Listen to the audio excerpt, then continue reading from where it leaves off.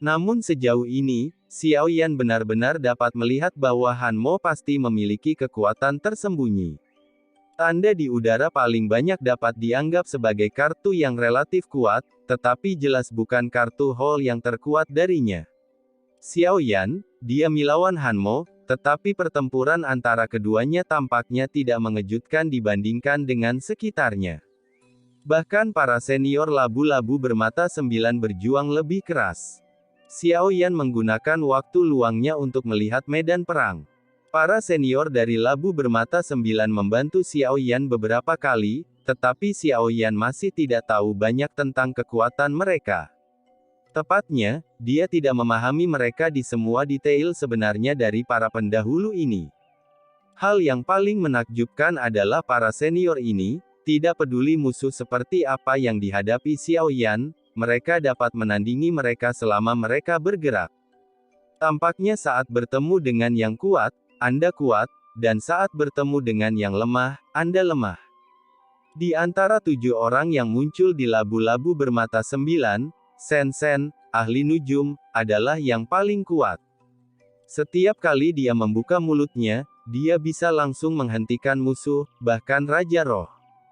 Hanya saja tidak mudah untuk membunuh Raja Roh ini, tetapi Raja Roh ini mengalami banyak kerugian selama pertarungan. Ini membuat Ning Yaowei, yang menonton adegan ini dari kejauhan, mengepalkan tinjunya. Emosinya meledak-ledak merasa malu melihat 7 Raja Roh banyak yang dirugikan, melihat Raja Roh yang masih dirugikan. Tapi Ning Yao menyipitkan matanya secara bertahap, melihat pendekar pedang angin dan yang lainnya, dia sepertinya telah memperhatikan sesuatu yang aneh. Bukankah itu seorang pria dari Shen Xiying, bukan? Anda bahkan lupa di mana Anda dilahirkan, apakah Anda masih peduli dari mana orang lain berasal? Raja Tianzang duduk di geladak, masih santai dan berpuas diri, sambil menegak guci anggur di tangannya.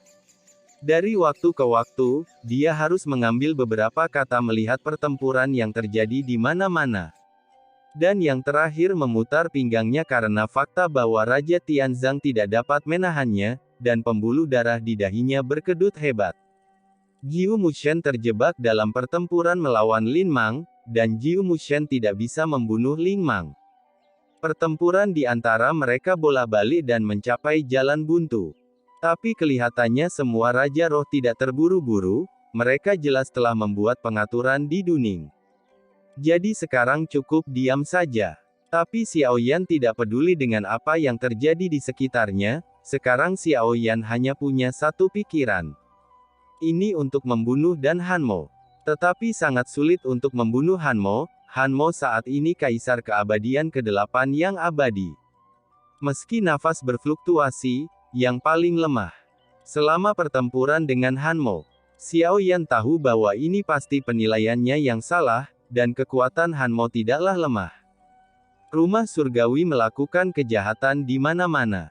Tidak heran aku sudah lama tidak melihatmu. Ternyata mereka telah mengabdikan diri untuk mundur dan berlatih.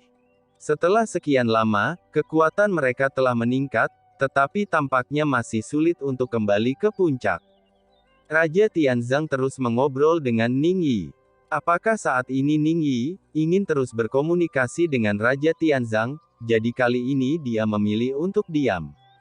Pada saat ini, benturan kekuatan Xiao Yan dan Han Mo membuat suara yang memekakkan telinga, dan semua mata tidak bisa tidak tertarik padanya. Menetap pertempuran mereka, melihat sosok Ningxia bertanduk besar yang keluar dari udara, pupil mata Ning Yi juga tiba-tiba menyusut. Memang sulit untuk tidak terkejut dengan teknik bertarung yang familiar ini.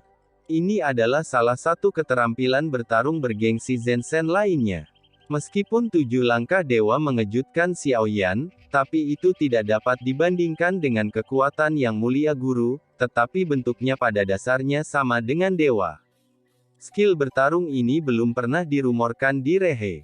Bahkan jika beberapa peniru membuatnya nanti, mereka pada dasarnya berbeda dari 7 menara Zhen Shen. Jejak kaki besar masuk di udara, menyegel segel sihir, bertabrakan dengannya, dan Raja Tianzang bergumam lagi saat melihat ini. Jika tidak melihat adegan Anda berdua, sepertinya Tuan Anda dan Xie Zun berbicara tentang Raja Tianzang. Ini adalah keterampilan bertarung dari tuanmu, dan Tianji, Ling Wang Hanmo menggunakan hukum dibuat oleh Tuan Jahat. Saya tidak tahu berapa banyak pertempuran Tianzang yang telah saya lakukan melawan Zun Sang dan Xi Zun sebelumnya, dan saya cukup beruntung untuk melihat pertempuran antara keduanya. Perjumpaan keduanya kini seolah memutar balik waktu. Bom bom bom. Buntut energi ganas menyapu Battle God Alliance seperti badai. Ruang ini berguncang, tapi kehampaan di sini lebih stabil dari yang dibayangkan. Meskipun ada begitu banyak makhluk abadi yang bertarung di sini, ruang tersebut tidak menunjukkan tanda-tanda kehancuran. Xiao Yan berada di urutan ke-6, langkah kakinya sudah sangat kental, dan kekuatannya terbukti dengan sendirinya. Selama tabrakan, segel sihir Buddha masuk Hanmo secara bertahap berhenti berputar, dan energi sihir pada segel itu dikonsumsi dengan cepat, dan jika ini terus berlanjut, segel itu sama sekali tidak berguna. Hanmo jelas tidak ingin pindah ke Fumoyin dan menghancurkannya. Lagi pula, penyulingan Yin Yunyang memiliki kekuatan yang dimilikinya saat ini, dan dapat bersaing dengan Zenshen kita dari Xiao Yan. Tetapi pada saat ini, cahaya hitam tiba-tiba berkedip di mata Hanmo, dan kedua jarinya menjentikkan di antara alisnya. Segera, celah muncul di antara alis, dan kemudian menunjuk ke celah di antara alis Xiao Yan dan tiba-tiba terbuka, mata biru muncul.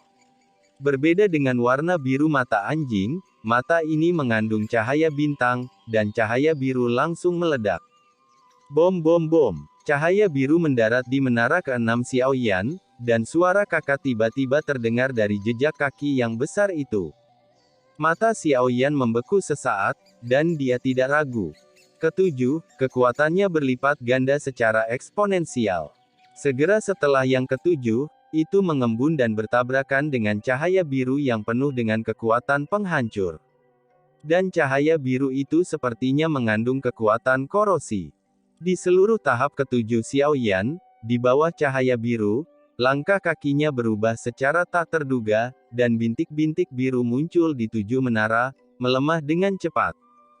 Xiao Yan merasa aneh saat melihat ini, dan bahkan mengambil inisiatif untuk membuat yang ketujuh runtuh.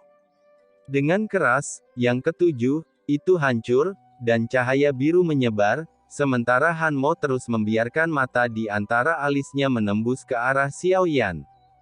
Cahaya biru itu sangat aneh, dan dia berkata sambil tersenyum. Xiao Yan mundur untuk menghindarinya. Namun cahaya biru ini menyebar dengan cepat, dan kecepatannya sangat cepat, hampir tidak mungkin untuk menghindarinya. Untungnya, setelah beberapa saat, cahaya berangsur-angsur meredup, dan Xiao Yan menghentikan sosoknya. Tapi dia segera menyadari ada yang tidak beres, dan segera mengangkat telapak tangannya.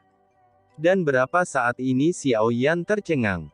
Pada saat ini, dia melihat punggung tangan dan telapak tangannya, di mana bintik-bintik cahaya biru yang baru saja menyebar di susunan muncul, dan menyebar dengan cepat dengan kecepatan yang terlihat dengan mata telanjang. Apakah ini racun? Xiao Yan terkejut. Jantung api di tubuh Xiao Yan menyebar dengan cepat, dan ada jantung api. Xiao Yan tidak takut dengan racun, pada dasarnya jantung api yang sangat beracun dapat dihilangkan, tetapi cahaya biru yang menyebar di kulitnya tidak mereda sama sekali setelah Xiao Yan menggunakan jantung api. Tidak hanya tidak mereda, tetapi terus menyebar dengan cepat. Di bawah penyebaran cahaya biru ini, seluruh tubuh berangsur-angsur menjadi transparan, dan transparansi itu sepertinya mengandung cahaya bintang. Melihat ini, Ning Yao tersenyum.